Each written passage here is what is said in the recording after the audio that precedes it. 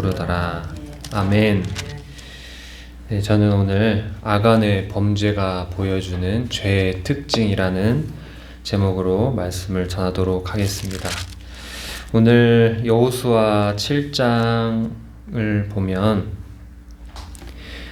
7장 1절 말씀이 여호수아 7장의 서론격에 해당되는 그런 내용이 됩니다. 7장 1절의 말씀의 내용을 살펴보면 이스라엘 자손들이 온전히 바친 물건으로 말미암아 범죄하였으니 이는 유다 지파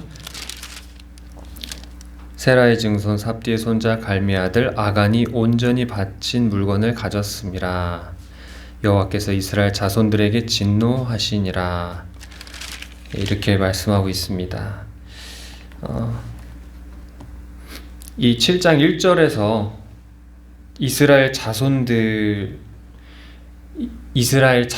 죄악에 대해서 말하고 있는데, 그 이스라엘 자손들의 죄악이라는 것이 무엇이냐? 아간의 죄악을 이스라엘 자손의 죄악과 동일시하고 있다는 것입니다.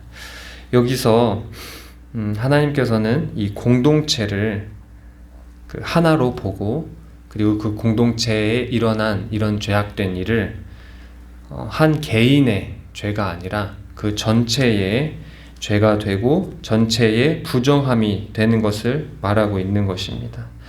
그리고 이 여호수아 7장 전반적으로 계속해서 반복해서 나오는 그러한 내용이 있는데, 그 내용은 무엇이냐? 온전히 바친 물건이라는 이 내용입니다.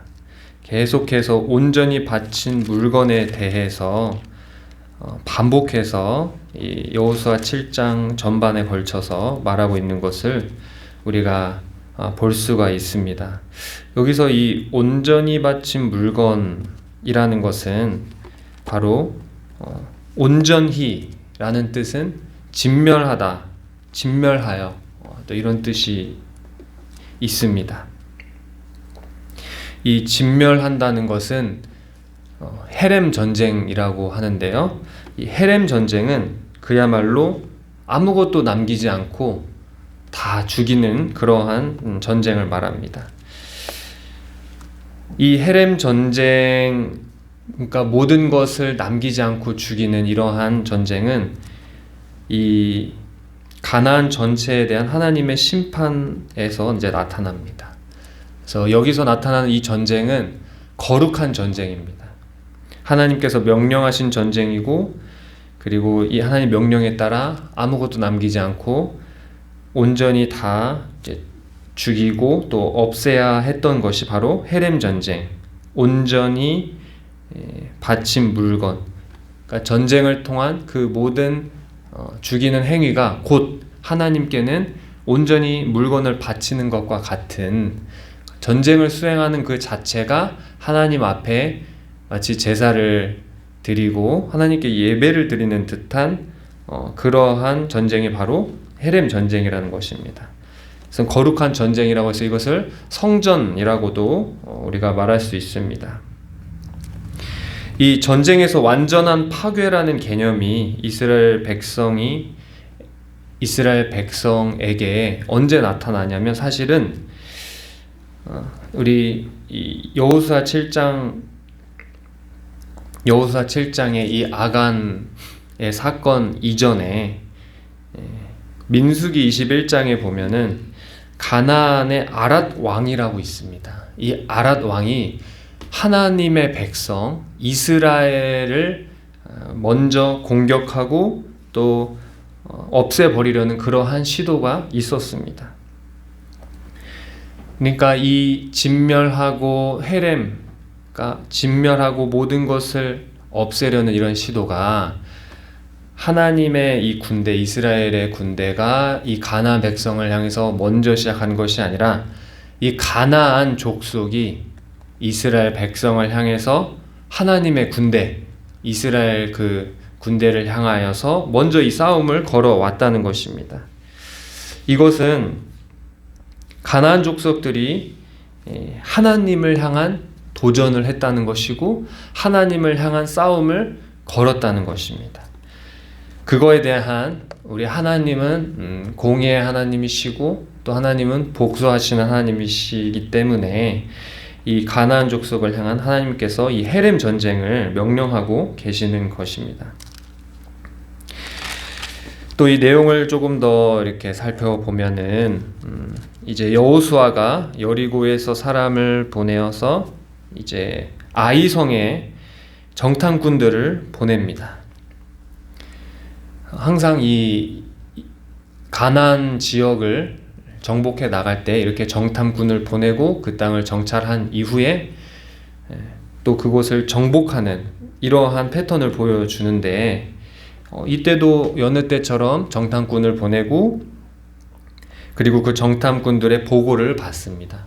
정탐꾼들의 보고는 그 아이성이 크지 않은 성이기 때문에 모든 사람을 다 올려보내지 말고 2-3천 명만 올라가서 그 아이를 정복하게 하는 게 좋겠다고 이렇게 제안을 합니다. 그리고 여호수아는 여기에 이것을 허락을 해주고 그리하여 이 아이성에는 2-3천 명만 올라가게 됩니다. 이 아이성은 작은 성이고 2-3천 명만 보내도 충분히 정복할 수 있는 산인데 그런데 웬걸 도리어 이 아이성 사람들에게 이 이스라엘 백성이 공격을 당하고 36명이나 죽게 되는 이러한 이제 패배를 겪게 되고 도망쳐 나오는 이러한 일이 벌어지게 됩니다. 이 내용을 보고 이스라엘 백성이 그동안 계속 승리를 거듭하다가 교만하여서 얕보고 아이성을 얕보고 적은 인원만 보내서 이렇게 패배했다 이런 설명을 하기도 하는데 이 여호수아 7장의 내용을 전체적으로 살펴봤을 때 그러한 해석보다도 이 아이성에서의 패배는 교만이라기보다 결국에는 아간의 그 죄악 때문에 그것에 대한 하나님의 심판으로서 일어난 일인 것이 더 우리가 전체적인 맥락에서 우리가 지지할 수 있는 이제 해석이 되는 것입니다. 이 아이 사람에게 도리어 패배하고 36명이나 죽고 나니까 이스라엘 백성이 사기가 확 꺾였습니다. 그래서 이 백성들의 마음이 물같이 녹아내렸다고 이렇게 성경에서 표현을 하고 있습니다. 사실 이 물같이 녹아내리는 이런 마음의 상태는 이스라엘 백성이 아니라 가나안 족속이 그 애굽에서부터 올라오는 하나님의 그 군대의 소식을 들을 때에 그 가나안 백성들의 마음이 물같이 녹아내리고 사기가 꺾이어서 이스라엘 백성이 가기만 하면은 다 물같이 녹아진 마음으로 이미 전의를 상실하고 싸울 때 이제 무조건 이스라엘 백성이 이겼던 것입니다. 그런데 지금 여기서 운명의 전복이 일어난 것입니다. 도리어 이스라엘 백성이 마음이 꺾이고 사기가 낮아져서 이제 전의를 상실하게 되는 것입니다.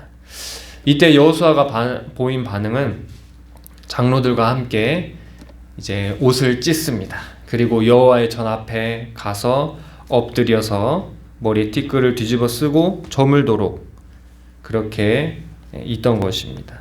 옷을 찢는다거나 머리에 티끌을 뒤집어 쓴다거나 하는 이런 행동들은 굉장한 슬픔을 표현하는 것이고 이스라엘 문화 가운데서 누군가가 죽었을 때에 그때 이렇게 그만큼 누군가 죽었을 때만큼 슬픔을 표현할 때 이러한 행동을 하게 되는데 이 여호수아와 장로들이 그러한 큰 슬픔을 가지고 하나님의 궤 앞에서 기도했다는 것입니다. 7절의 말씀을 보면 이르되 슬프도소이다 주 여호와여 어찌하여 백성을 인도하여 요단을 건너게 하시고 우리를 아모리 사람의 손에 넘겨 멸망시키려 하셨나이까. 그러니까 여호수아가 왜 우리를 저 요단강을 건너게 하셔서 이렇게 아모리 사람의 손에 넘겨 멸망하게 하셨는지, 그 요단강 건너지 않고 그냥 그곳에만 살았어도 좋았을 뻔하였습니다 하고 여호수아가 이렇게 기도를 하고 있는 것입니다. 이에 대한 하나님의 반응은 19절 말씀에 여호와께서 여호수아에게 이르시되 일어나라. 10절 말씀에 어찌하여 이렇게 엎드렸느냐. 11절 이스라엘이 범죄하여 내가 그들에게 명령한 나의 언약을 어겼으며 또한 그들이 온전히 바친 물건을 가져가고 도둑질하며 속이고 그것을 그들의 물건들 가운데 두었느니라. 하나님께서 이 여호수아에게 왜 이러한 아이성 전투에 패배가 일어났는지 그 원인을 말씀을 해주시고 알려주고 계시는 것입니다. 이스라엘이 범죄했다는 것입니다. 그 아간이 물건을 훔친, 하나님께 온전히 드려야 될 그것을 훔친 그 사건은 곧 이스라엘의 범죄고, 그것은 곧 하나님의 언약을 어긴 것이 되고, 또 그것은 곧 도둑질이 되고 속임이 되고 거짓말을 치게 되는 것이죠. 그 물건을 훔친 그 자체가 하나님 보셨을 때에는 이렇게 많은 죄악을 범하게 되는 것이라는 것입니다. 그러면서 하나님께서는 그 죄악에 대한 해법을 제시해 주십니다. 너희들 스스로 거룩하게 하여서 온전히 바친 물건을 다 제거하기까지는 내 원수들 앞에 능히 맞서지 못하리라.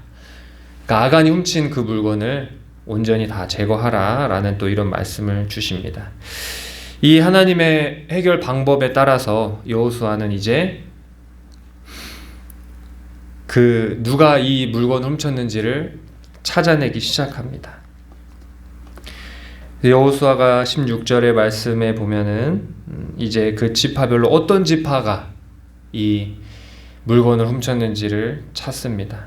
하나님께서 말씀하신 대로 지파대로 나오게 하고 족속대로 나오게 하고 가족대로 나오게 하고 남자대로 나오게 하라 이렇게 말씀하셨는데,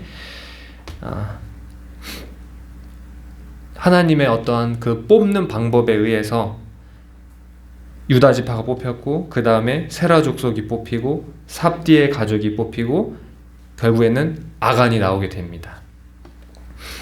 아간이 이렇게 나오기까지 여러 번의 이런 과정을 걸치는데, 하나님께서 왜 굳이 아간을 바로 뽑지 않으시고 이렇게 지파별로, 족속별로, 가족별로 이렇게 나오게 하셨을까요?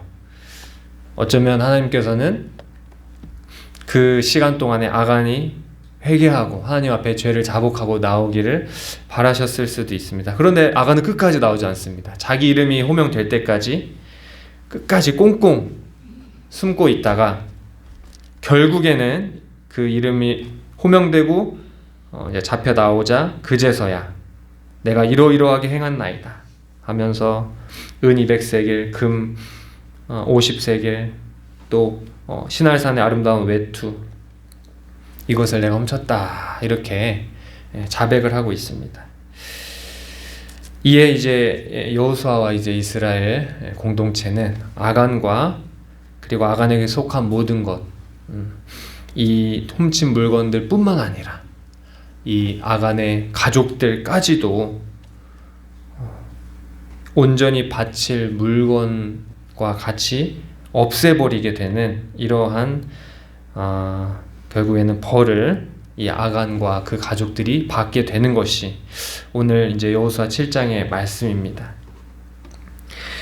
이 여호수아 7장의 말씀을 통해서 아간의 죄를 통해서 참 이 죄의 특징이라는 것이 무엇인가 우리 볼 때에 죄의 특징은 한 사람이 죄를 짓는다 할지라도 공동체 전체를 위기에 빠뜨리게 한다라는 것입니다. 우리가 코로나 시기를 지나오면서 그 바이러스 하나가 어떻게 이 지구 전체를 참 고통 가운데 또 어려움 가운데 빠뜨리게 하고 또 죽지 않아도 될 그런 분들이 이 코로나 바이러스로 인해서 그런 어떤 기저질환들이 막 드러나면서 이렇게 안타깝게 죽게 되는 그런 상황들도 있었습니다.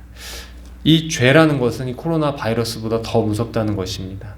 그리고 공동체를 오염시키고 그리고 공동체를 위험에 빠뜨린다는 것입니다. 그래서 우리가 이 말씀을 받는 성도로서 죄라는 것을 우리가 대할 때에 이 죄라는 것은 개인의 죄뿐만 아니라 가정과 교회와 나라를 위기에 빠뜨린다는 것을 우리가 알아서 먼저는 우리가 늘 우리 자신의 죄를 늘 회개해야 될 것이고 그리고 우리 가족들의 죄도 있을 것입니다. 우리 가족들 가운데 우리 항상 걱정하고 염려하는 어떤 죄악들조차도 우리가 그것을 하나님 앞에 올려드리면서 우리가 회개를 해야 됩니다. 또한 우리가 국가적으로도 이 나라에서 또 벌어지는 불의한 일들, 또 하나님 보시기 기뻐하시지 않는 일들이 있다라고 여기신다면 그것을 비난만 할 것이 아니라 우리가 그것을 품고 진정으로 회개하며 기도해야 될 것입니다. 또한 결국에는 이 아간의 사건을 통해서 그러나 우리가 또 한 가지 소망을 또 볼 수 있는 것은 이 아골 골짜기, 이 괴로움의 골짜기에 모든 이 아간과 그에 속한 것들이 돌팔매질을 받고 또 돌무더기가 되어서 그곳을 괴로움의 골짜기다 이렇게 표현을 하는데 결국에는 이 예수님께서 우리의 모든 죄로 인한 그런 괴로움을 담당하고 그것을 짊어지시고 십자가에 달려 이제 돌아가신 것,